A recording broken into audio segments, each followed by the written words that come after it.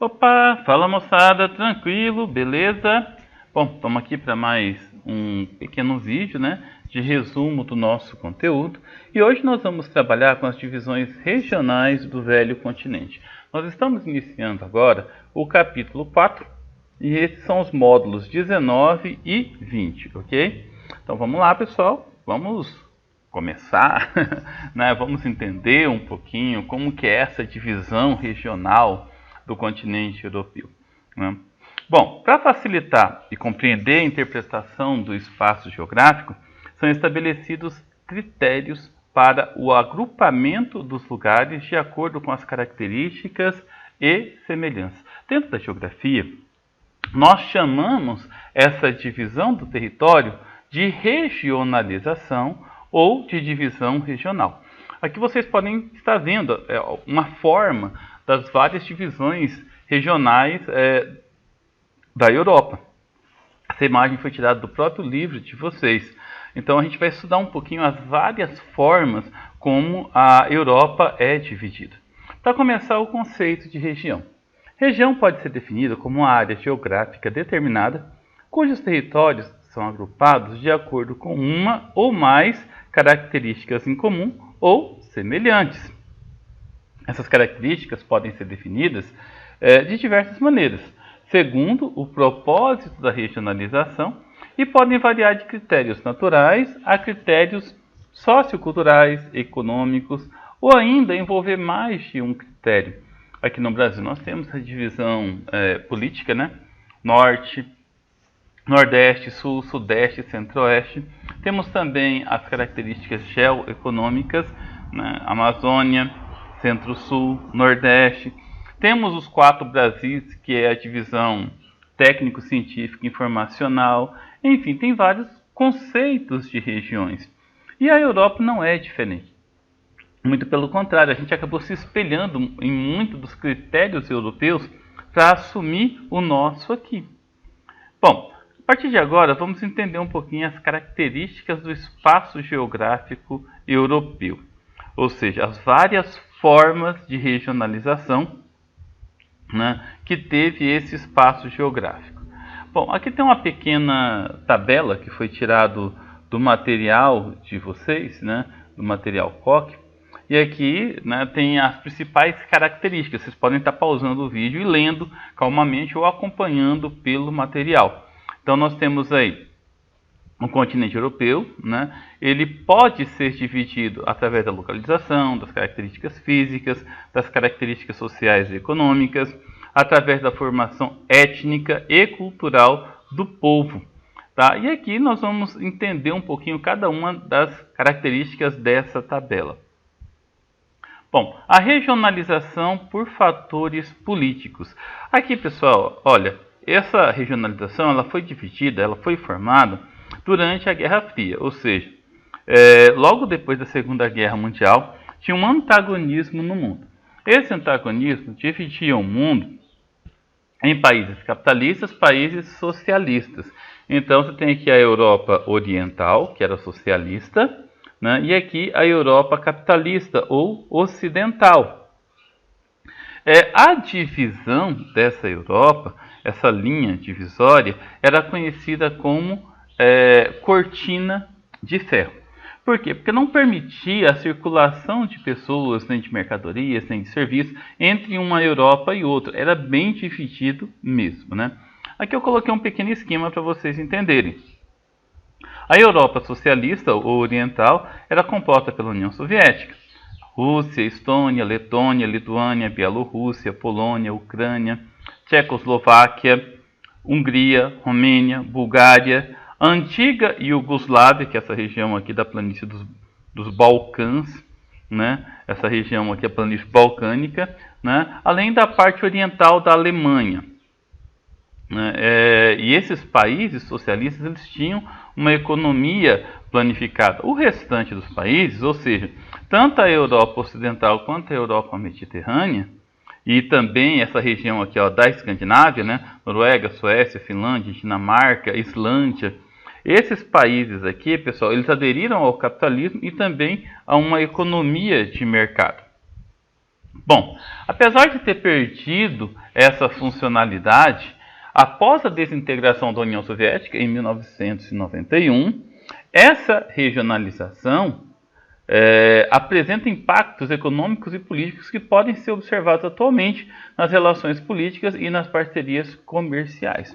Mas essa forma de regionalização não existe mais, não baseada em socialismo e capitalismo. Contudo, as marcas ficaram até os dias de hoje.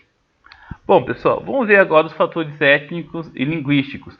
Como que a Europa pode ser dividida por fatores étnicos e linguísticos, né? A Europa apresenta uma grande e rica diversidade étnica, diversidade linguística. E essa diversidade se apresenta como base para a ocupação do território. Então, vocês podem observar que a cultura das pessoas, a língua, os hábitos, tudo isso influencia na divisão do território. E aqui nesse mapa, né, em cores diferentes, vocês conseguem ver as regiões que são predominantes, né, que são os principais grupos linguísticos que nós vimos, inclusive, na última aula. Da regionalização por fatores étnicos e linguísticos, identificam os três principais grandes grupos, conhecidos como indo-europeus, povos que originalmente ocupavam esse território continental. Então a gente vai estudar só esses três grupos, nós não vamos estudar todos, para que a aula não fique tão longa. O primeiro são os povos latinos. A Europa Latina apresenta grande influência dos povos romanos, do antigo Império Romano, né? Não sei se vocês se lembram das aulas de história. Então toda aquela parte sul da Europa, então a gente tem aqui, ó, pessoal, ó, os países ibéricos, né, Portugal e Espanha, ó, França, Itália, né, e essa região aqui da planície dos Balcãs, né? Essa região é região predominantemente latina, com destaque, é claro, para Portugal, Espanha e Itália, né? E observa que essas manifestações de cultura latina, elas podem ser observadas na construção do léxico, ou seja, na fala, nas construções culturais, artísticas, arquitetônicas, até hoje.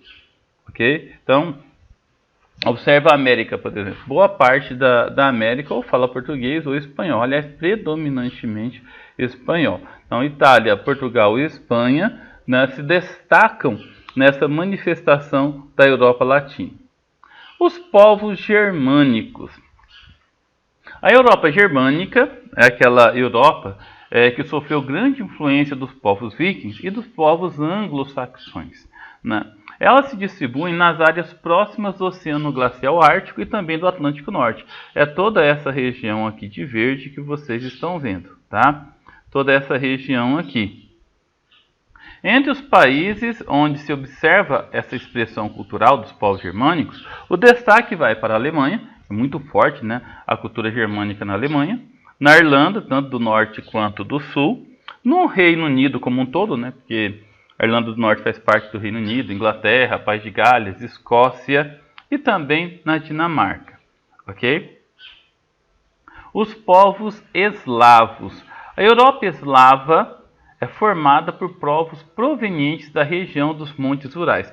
Os Montes Urais, só para a gente lembrar, pessoal, essa região aqui é a divisa da Rússia europeia com a Rússia asiática. Então, toda essa região aqui, né, é onde predominantemente tem os povos eslavos. Nesse mapa, vocês conseguem observar, ó, parte da Rússia, da Ucrânia, da Bielorrússia, que é chamado de Belarus, da Polônia, da República Tcheca, da Eslováquia, aquela região da Iugoslávia, ó, Croácia, Eslovênia, Sérvia, Bulgária, toda essa região é característico dos povos eslavos.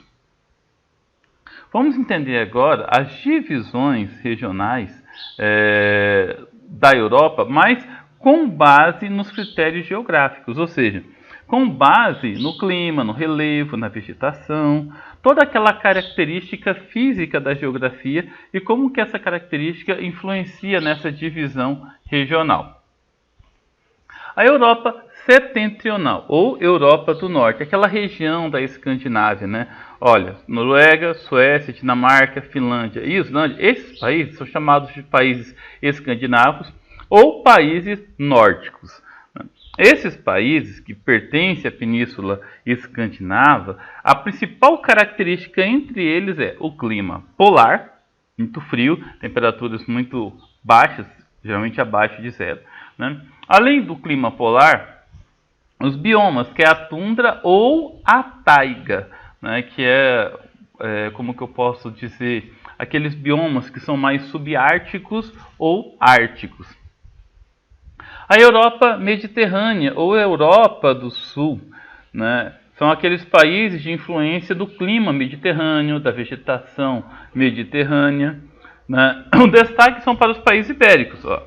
Portugal, Espanha, França, Itália, né, esses países aqui, ó, Grécia, Chipre. Então, esses países, alguns países da Península Balcânica, né, que são banhados aqui, ó, pelos mares Adriáticos, Jônicos, Egeu, né? Esses países fazem parte da Europa Mediterrânea, a influência é muito forte.